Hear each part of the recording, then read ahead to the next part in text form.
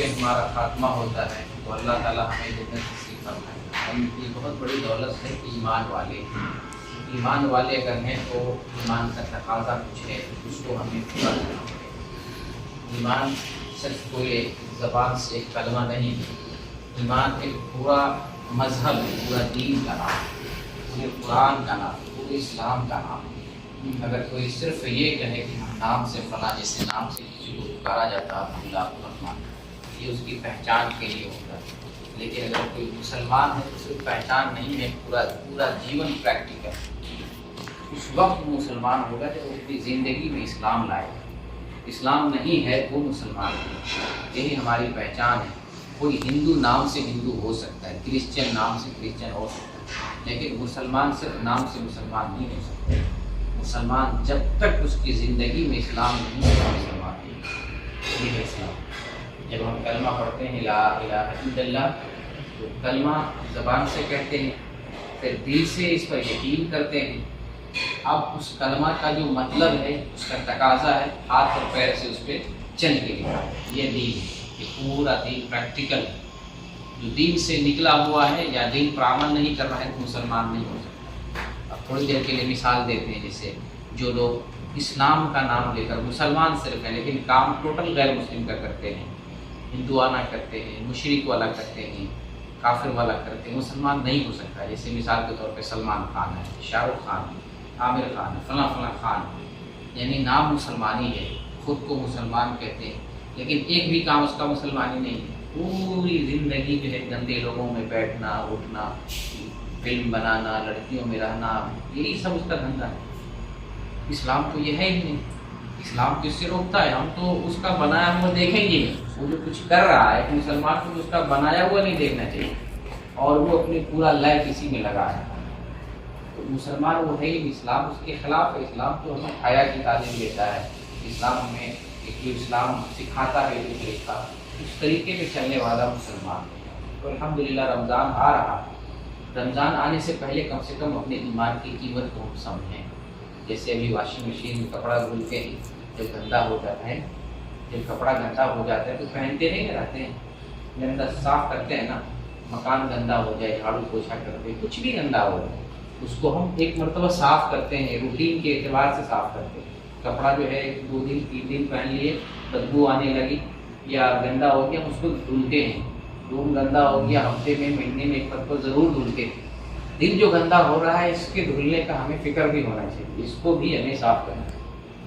آپ صلی اللہ علیہ وسلم فرماتے ہیں جب انسان گناہ کا کام کرتا ہے تو یہ جو دل ہے اللہ تعالیٰ نے سفید بنایا ہے، جب گناہ کا کام کرتا ہے انسان تو اس پہ کالا دھبا پڑ جاتا ہے، وہ کالا اس میں لگ جاتا ہے، جیسے جیسے گناہ کرتا ہے وہ کالا کالا اس کا بڑھتا چلا جاتا ہے۔ جب انسان توبہ کرتا ہے، استغفار کرتا ہے اور گناہ سے پلٹ جاتا ہے تو اللہ تعالیٰ پھر اس کے دل کو صاف کر دیتا ہے، سفید بنا۔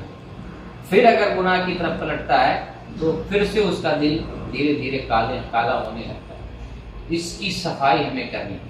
جیسے ہم دنیاوی اعتبار سے سامان کو صاف کرتے ہیں، ہم اپنے آپ کو بھی صاف کریں گے، اپنے دل کو صاف کریں گے، اور یہ دل ہی مین ہے، یہیں سے ارادہ بنتا ہے، یہیں سے نیت بنتی ہے، اسی پر پوری باڈی ہے۔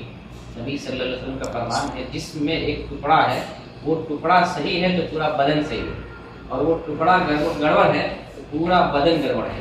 اور وہ ٹکڑا کون سا ہے؟ دل۔ یہ دل جسم میں ہے، نبی صلی اللہ علیہ وسلم اس کو پورے بدن کا مین باڈی پارٹ بتایا ہے، سب سے مین وہ ہے۔ وہ ٹھیک ہے پورا بدن ٹھیک ہے، وہ غلط ہے تو پورا بدن گڑبڑ ہو جائے گا۔ اس کو صاف رکھنا ہے، اس کو دھلنا ہے، واش کرتے رہنا ہے، اس دل کو ہمیشہ واش کرنا ہے، کیونکہ جب ہم کوئی کام کرتے ہیں نیکی کا وہیں سے ارادہ بنتا ہے، وہ کام اچھا ہے یا برا ہے۔ جیسے ہم چوری کرنے جاتے ہیں تو گندی نیت کدھر سے پیدا ہوتی ہے؟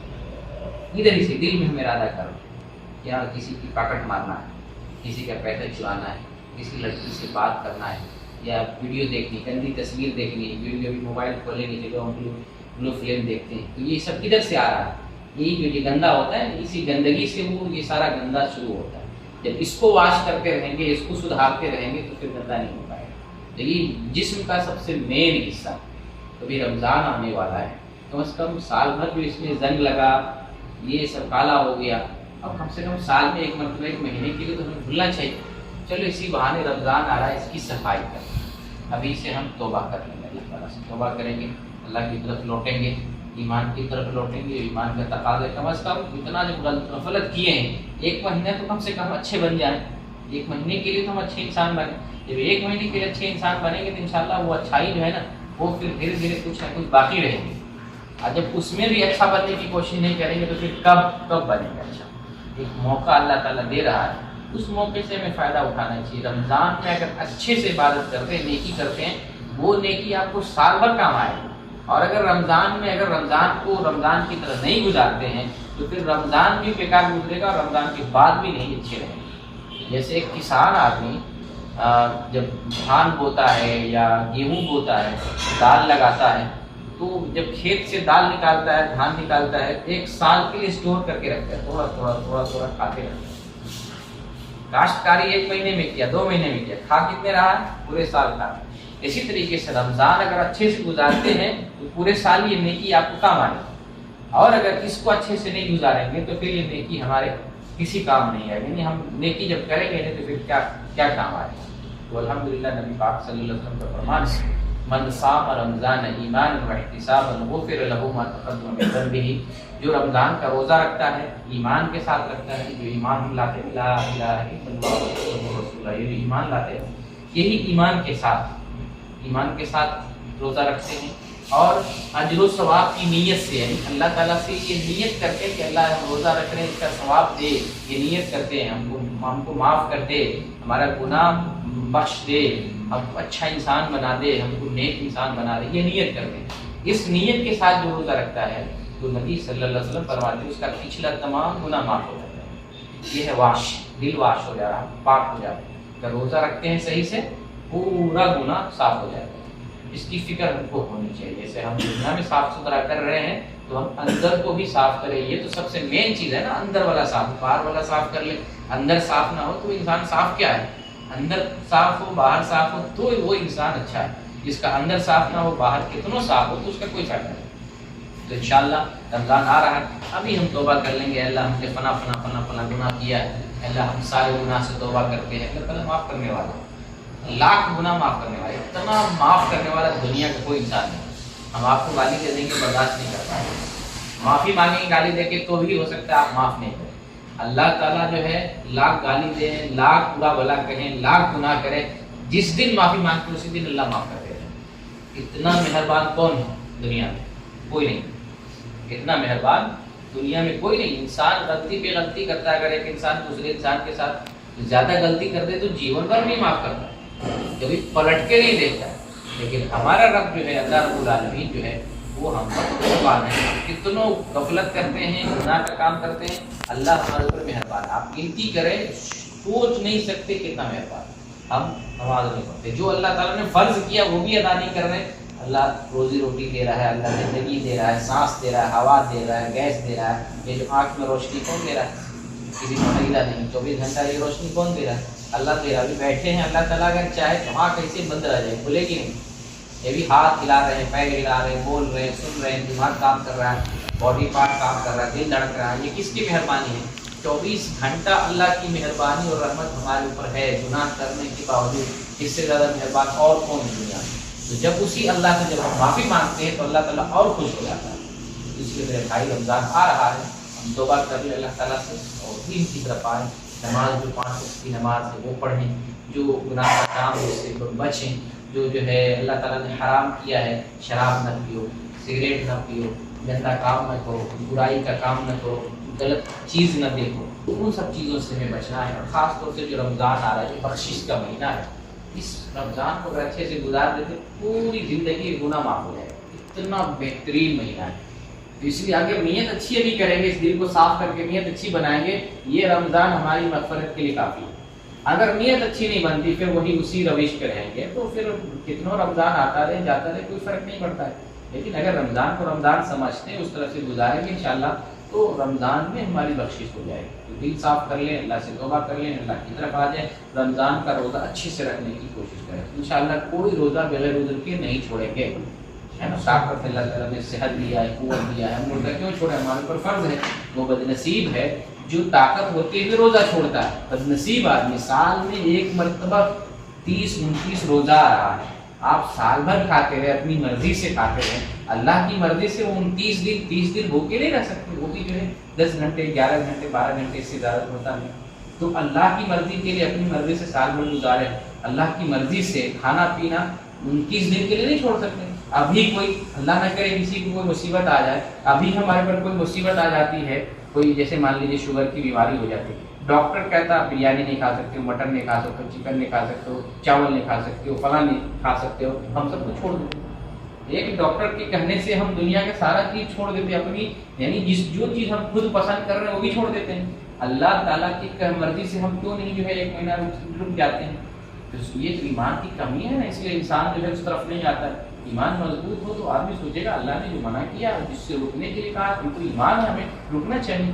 तो इंशाअल्लाह हम बगैर उज़्र के रोज़ा नहीं तोड़ेंगे, इंशाअल्लाह रोज़ा रखने की कोशिश करेंगे। अपने घर पे भी जो बच्चे हैं रोज़ा रख सकते हैं, जैसे घर में जैसे 8 साल का 10 साल का 12 साल का बच्चा रोज़ा रख सकता है आराम से। अभी जो है कोई ज़्यादा न गर्मी है न ज़्यादा लंबा दिन है, रोज़ा रख सकता है। तो जो बच्चा रोज़ा रख सकता है घर में बताएं कि बच्चा रोज़ा रखने की कोशिश करे, नहीं रख सकता तो कोई बात नहीं, जिस साल से रोज़ा रखने की क्षमता है उस साल से रखे, लेकिन बच्चे से भी रोज़ा रखने की ट्रेनिंग देना चाहिए। इस्लाम हमें सिखाता है बच्चे को बचपन ही से ट्रेनिंग देना चाहिए।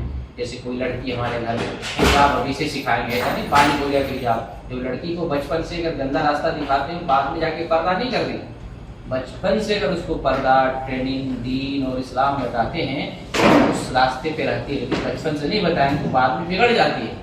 इसलिए बच्चों की निगरानी भी करनी है, बच्चों की इस्लामी तरबियत भी करनी है।